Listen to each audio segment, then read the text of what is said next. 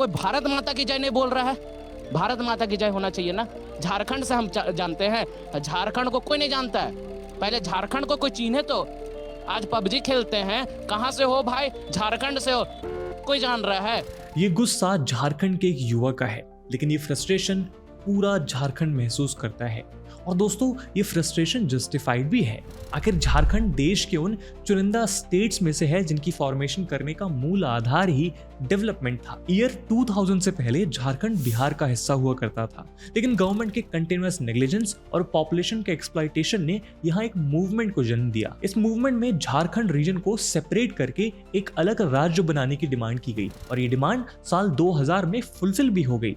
But the sad part is, इस division के 24 साल बाद भी झारखंड भारत के सबसे बैकवर्ड स्टेट्स में से एक माना जाता है। आज इस स्टेट को rich state of the poor का टाइटल मिला है, और इसके मल्टीपल रीजंस हैं। पहला रीजन है इसकी मिनरल वेल्थ, क्योंकि इस अकेले स्टेट के पास भारत की 2/5 मिनरल वेल्थ है। देश का 27% कोल, 26% आयरन ओर और 18% कॉपर इसी स्टेट से आता है। लेकिन इसके बावजूद यहाँ के लोग आज भी बेहद गरीबी में जी रहे हैं। नीति आयोग की national multi dimensional poverty index report के अकॉर्डिंग आज भी झारखंड की 23.34% पॉपुलेशन मल्टी डायमेंशनली पुअर है। यानी ये स्टेट आज भी हेल्थ, एजुकेशन और स्टैंडर्ड ऑफ लिविंग के इंडिकेटर्स में लैग करता है।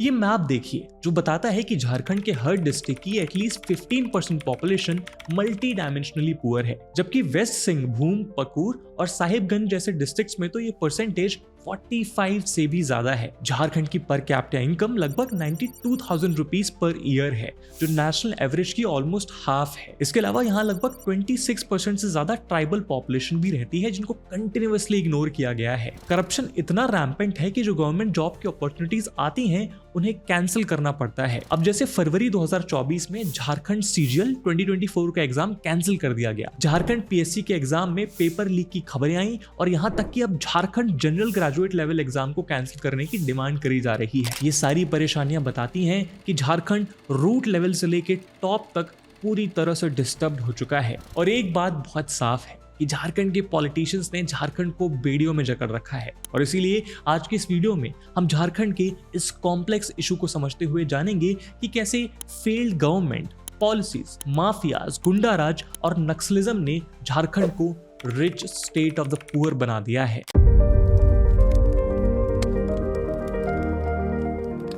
दोस्तों, झारखंड के पीछे होने का पहला रीजन है फ्रेट इक्वलाइजेशन पॉलिसी।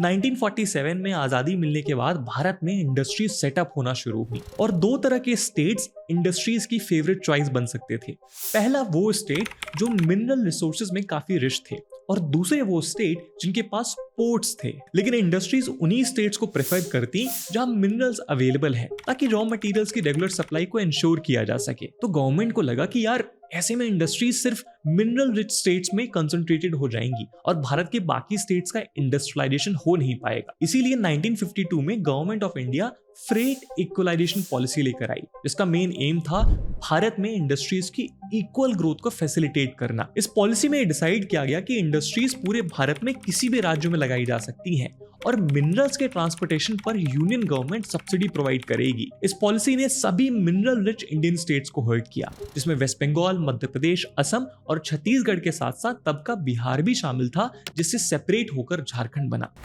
मगर कैसे? देखिए, चूंकि गवर्नमेंट मिनरल के ट्रांसपोर्टेशन पर सब्सिडी दे रही थी, इसीलिए रॉ मटेरियल्स की अवेलेबिलिटी इंडस्ट्रीज के लिए मेजर कंसर्न बचा नहीं था। ऐसे में उन्होंने ऐसे स्टेट्स को प्रेफरेंस दी जिनके पास कोस्ट लाइन और पोर्ट्स थे, ताकि एक्सपोर्ट्स आसानी से किए जा सकें। इसी रीजन की वजह से मिनरल रिच स्टेट्स का इंडस्ट्रियलाइजेशन रुक गया, क्योंकि सभी स्टेट्स लैंडलॉक्ड थे।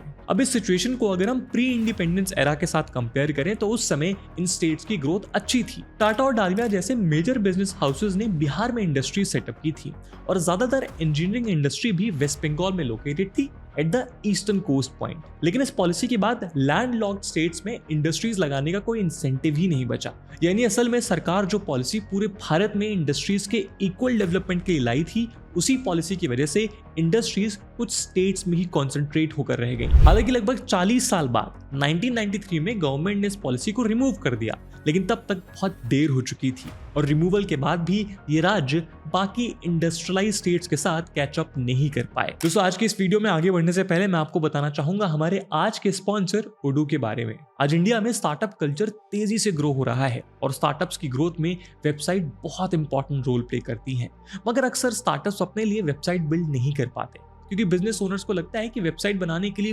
बहुत सारे टेक्निकल एक्सपर्टीज की जरूरत है, साथ ही इसके लिए काफी बड़ी टेक्निकल टीम के साथ साथ काफी इन्वेस्टमेंट भी चाहिए। लेकिन अगर मैं आपसे कहूं कि अब आप बिना किसी एक्सपर्टीज और हैवी इन्वेस्टमेंट के अपने बिजनेस के लिए वेबसाइट बना सकते हैं तो क्या आप मेरा विश्वास करेंगे? But to your surprise my friends, now this is a reality.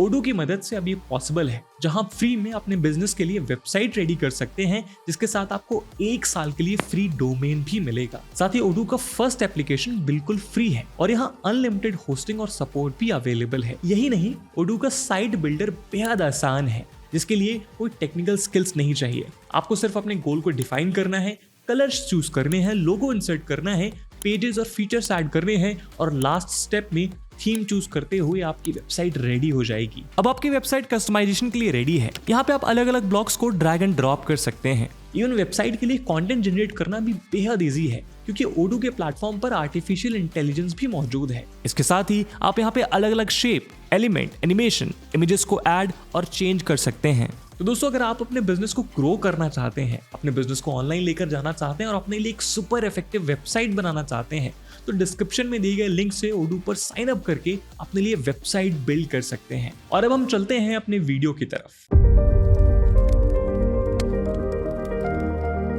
दोस्तों झारखंड में भारत के ऑलमोस्ट 40% मिनरल पाए जाते हैं, लेकिन यहाँ की लोकल पॉपुलेशन को कभी भी यहाँ की मिनरल वेल्थ का बेनिफिट नहीं मिला क्योंकि आज सिचुएशन ये है कि ज्यादातर मिनरल वेल्थ को माइनिंग करने वाले माफियाज ने टाइम के साथ कैप्चर कर लिया है। Directorate general of mine safety के एक ऑफिशियल ने रिवील किया था कि भारत के वो सभी एरियाज जो नेचुरल रिसोर्सेज में रिच हैं, वहां माफिया कल्चर एग्जिस्ट करता ही है, चाहे वो कोल हो, आयरन हो या फिर सैंड। मगर झारखंड में ये हुआ कैसे?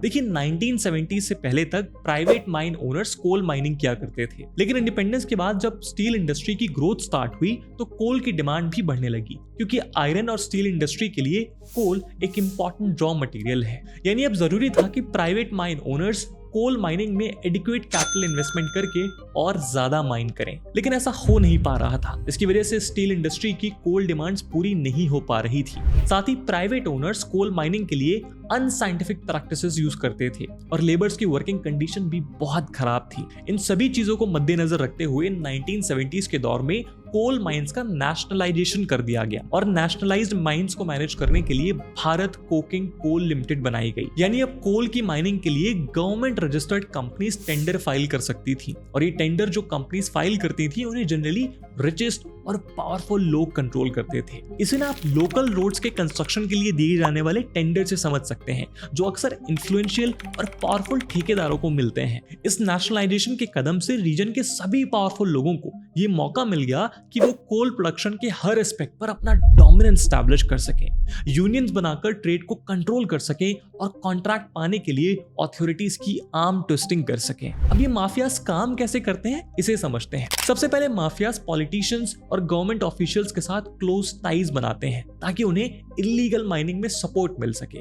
इस सपोर्ट के बदले पॉलिटिशियंस को फंडिंग मिलती है जिसका इस्तेमाल वो पॉलिटिकल कैंपेन्स को फंड करने में और अपने पर्सनल कामों के लिए करते हैं। इसकी वजह से एक ऐसी साइकिल क्रिएट हो जाती है जहां पॉलिटिशियंस पावर में आने या बने रहने के लिए ऐसे कोल माफियाज के सपोर्ट पर डिपेंडेंट हो जाते हैं। दूसरी तरफ गवर्नमेंट ऑफिशियल्स को ब्राइब किया जाता है, इसके चलते वो भी इलीगल माइनिंग को आंख बंद करके देखते रहते हैं और कोई एक्शन नहीं लेते। सेकेंडली, माफियाज अपने लिए लोकल पॉपुलेशन का सपोर्ट रेडी रखते हैं। इसके लिए माफियाज लोकल पॉपुलेशन को जॉब प्रोवाइड कर देते हैं, जिसकी वजह से लोकल लोग अपने इकोनॉमिक सर्वाइवल के लिए इन माफियाज पर डिपेंडेंट हो जाते हैं। इसका मतलब ये है कि अगर किसी गलत काम के खिलाफ लोकल पॉपुलेशन आवाज उठाएगी तो उनके लाइवलीहुड पर खतरा आ जाएगा। कुछ इस तरह से माफियाज कोल इंडस्ट्री को कंट्रोल करने का काम करते हैं। और दोस्तों, ये जो माफियाज है ना, ये सिर्फ ब्राइबरी या पॉलिटिशियंस के साथ नेक्सस में इन्वॉल्व होने तक सीमित नहीं है, बल्कि ये एक्सटॉर्शन और कोल की चोरी तक में एंगेज्ड है। अब जैसे कि गवर्नमेंट का रूल ये कहता है कि कोल की माइनिंग आउटसोर्स की जाएगी और कोल का ऑक्शन होगा। लेकिन कोई भी कंपनी जो इस ऑक्शन में बिड जीतती है उसे 1 टन कोल ले जाने के लिए 1200 रुपए तक का गुंडा टैक्स देना पड़ता है। ये गुंडा टैक्स का मतलब ऐसे इलीगल टैक्स है जो वहां के लोकल डॉन को पे किया जाता है ताकि वो उन्हें कोल लेकर जाने दे। और अगर किसी ने गुंडा टैक्स नहीं दिया तो बिड जीतने के बाद भी उसके ट्रक्स कोल साइट पर खाली ही खड़े रहते हैं, क्योंकि लोकल माफियाज उन्हें कोल भरने ही नहीं देते। हालांकि सेंट्रल गवर्नमेंट ने 2013 में माफियाज के इस नेक्सस को ब्रेक करने के लिए कोशिश जरूर की थी, जब उन्होंने 30 करोड़ रुपए का annual coal transport contract government entity Bharat coking coal limited से लेकर एक्स सर्विसमैन कोऑपरेटिव को देने का प्लान किया था। लेकिन उस समय के धनबाद के डिप्टी कमिश्नर ये डिस्कवर किया कि एक्स सर्विसमैन के नाम पर कॉन्ट्रैक्टर्स ही ट्रांसपोर्ट कर रहे थे, यानी तब भी पैसा माफियाज के पास ही जाता। यही रीजन है कि भारत कोकिंग कोल लिमिटेड हर साल 32 मिलियन टन कोल प्रोड्यूस करता है, जिसमें से 10 मिलियन टन चोरी हो जाता है। लोकल हिंदी न्यूज़पेपर प्रभात खबर में 22 नवंबर 2022 को पब्लिश्ड एक रिपोर्ट बताती है कि धनबाद हर दिन माफियाज की वजह से एटलीस्ट 10 से लेकर 15 करोड़ का लॉस सफर करता है। और ये साफ दर्शाता है कि माफियाज की मॉडस ऑपरेंडी ऐसी है कि प्रोडक्शन से लेकर ट्रांसपोर्टेशन तक हर स्टेप पर उनकी प्रेजेंस है, और झारखंड के मिनरल रिसोर्सेज उसके आम लोगों तक इसका फायदा पहुंचा पाए उसके पहले ही ये माफियाज उसको एक्सप्लॉइट कर लेते हैं।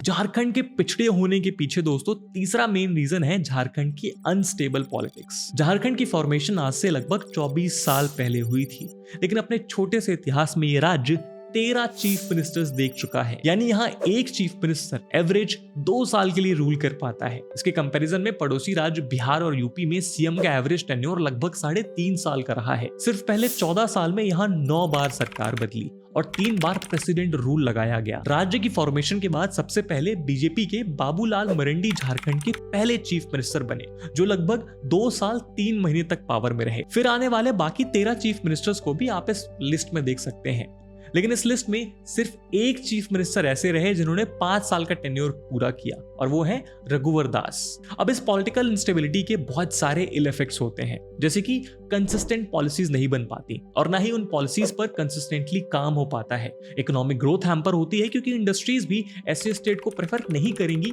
जहां अनस्टेबल गवर्नमेंट हो, और साथ ही हर गवर्नमेंट ये सोचकर काम करती है कि कैसे ना कैसे करके अगले इलेक्शन में सरकार बनाई जाए। लॉन्ग टर्म पॉलिसीज के बारे में कोई नहीं सोचता। पर सोचने वाली बात है कि होता क्यों है इतनी अनस्टेबल पॉलिटिक्स झारखंड में। देखिए, सबसे बड़ा रीजन है इलेक्शन में मल्टीपोलर कॉन्टेक्स्ट। झारखंड एक ऐसा राज्य है जहां के इलेक्शंस में कभी भी कोई सिंगल पार्टी डोमिनेट नहीं करती है, बल्कि यहां भारत के 2 बिगेस्ट नेशनल पार्टीज बीजेपी और कांग्रेस के अलावा झारखंड मुक्ति मोर्चा और आरजेडी जैसी पार्टीज भी फाइट करती हैं। और हर पार्टी का अपना एक अलग वोट बैंक भी है, जिसकी वजह से वोट्स डिवाइड हो जाते हैं और किसी एक पॉलिटिकल पार्टी को क्लियर मेजॉरिटी नहीं मिलती। और फिर यहां से शुरू होता है एक अलग खेल। किसी भी पार्टी के पास क्लियर मेजॉरिटी ना होने के केस में पार्टीज एमएलएस की हॉर्स ट्रेडिंग करके सरकार बनाने का प्रयास करती हैं। इसकी वजह से झारखंड के असेंबली इलेक्शंस में ब्राइब और करप्शन बहुत आम बात हो चुकी है। इवन अभी लास्ट असेंबली इलेक्शंस में सरकार बनाने के लिए chief minister Hemant Soren 33 MLAs को लेकर रायपुर चले गए थे ताकि एमएलएस उनकी गवर्नमेंट को ही सपोर्ट करें। दूसरा रीजन है झारखंड में बहुत बड़े इन्फ्लुएंशियल लीडर्स की कमी। देखिए, झारखंड का बिहार से डिवीजन होने का एक बहुत बड़ा रीजन ये भी था कि झारखंड रीजन का पॉलिटिकल रिप्रेजेंटेशन बहुत लिमिटेड था। यानी अगर सिर्फ बिहार रीजन में किसी लीडर की अच्छी पकड़ है तो बिना झारखंड रीजन में ज्यादा सीट्स जीते भी वो सरकार बनाई जा सकती थी। यही रीजन था कि झारखंड की लीडरशिप की तरफ बिहार के नेताओं ने कभी ध्यान नहीं दिया। दूसरी तरफ बिहार में 1974 में स्टेट गवर्नमेंट की करप्शन के अगेंस्ट जेपी मूवमेंट शुरू हुआ था, जिसे लीड कर रहे थे जयप्रकाश नारायण, और यही मूवमेंट बाद में सेंट्रल गवर्नमेंट में बैठी इंदिरा गांधी सरकार के खिलाफ हो गया था। लेकिन इस मूवमेंट से बिहार के कुछ बड़े नेता निकले, जैसे कि लालू प्रसाद यादव, रामविलास पासवान और सुशील कुमार मोदी। इसके साथ अगर आप बाकी स्टेट्स के एग्जांपल्स भी देखेंगे ना, तो आपको हर राज्य में एटलीस्ट किसी एक बड़े लीडर का नाम पता होगा, भले ही आप उस स्टेट से ना हो। जैसे उड़ीसा में नवीन पटनायक, यूपी में मुलायम सिंह यादव, योगी आदित्यनाथ, आंध्र प्रदेश में चंद्रबाबू नायडू, तमिलनाडु में एमजीआर और करुणानिधि एक्सेट्रा। लेकिन झारखंड से ऐसे किसी बड़े लीडर का नाम शायद आप याद नहीं कर पाएंगे जिसका इन्फ्लुएंस लार्ज स्केल पर रहा हो। यही रीजन था कि झारखंड की फॉर्मेशन के बाद उसे लीड करने के लिए कोई ऐसा इन्फ्लुएंशियल लीडर नहीं था जो सक्सेसिव गवर्नमेंट्स फॉर्म कर सके।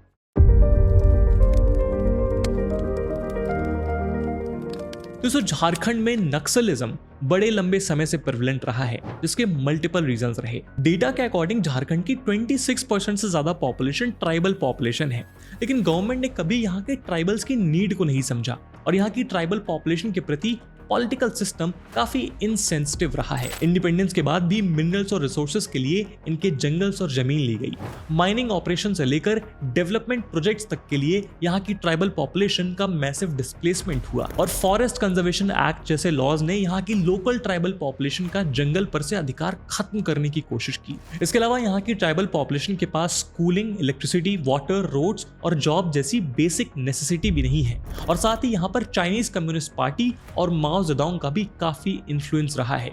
यही रीजन है कि यहाँ नक्सलाइट्स का स्लोगन था, China's path is our path, China's chairman is our chairman. कुछ इस तरह से झारखंड में नक्सलिज्म ने अपने पैर पसारने शुरू किए, जिसने झारखंड की ओवरऑल डेवलपमेंट पर ब्रेक लगा दिया। अब नक्सलिज्म की वजह से इंडस्ट्रीज और बिजनेसेस यहाँ आने से हिचकते हैं।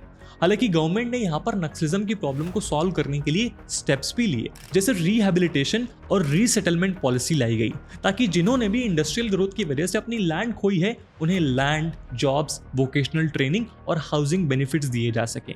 और जो शेड्यूल्ड ट्राइब और फॉरेस्ट ड्वेलर्स सालों से जंगल्स में रह रहे थे, उनके राइट्स के लिए फॉरेस्ट राइट्स एक्ट लाया गया और ऐसे स्टेप्स की वजह से आज झारखंड में नक्सलिज्म ऑलमोस्ट 90% खत्म हो चुका है और सिर्फ 5 डिस्ट्रिक्ट्स तक ये आज लिमिटेड है। दोस्तों झारखंड एक ऐसा राज्य है जिसे मेन स्ट्रीम में लाना बहुत जरूरी है, क्योंकि इसके बिना भारत के डेवलपमेंट की कल्पना नहीं करी जा सकती। भले ही महाराष्ट्र, गुजरात और तमिलनाडु जैसे राज्य भारत के ग्रोथ इंजन माने जाते हैं, लेकिन ये भी सच है कि इन ग्रोथ इंजन्स को चलाने के लिए जो कोयला, लोहा और बाकी रिसोर्सेस चाहिए, उसका बड़ा हिस्सा झारखंड से ही आता है। और झारखंड में वो सारी क्षमताएं हैं जो इसे भारत का एक लीडिंग स्टेट बना सकती हैं।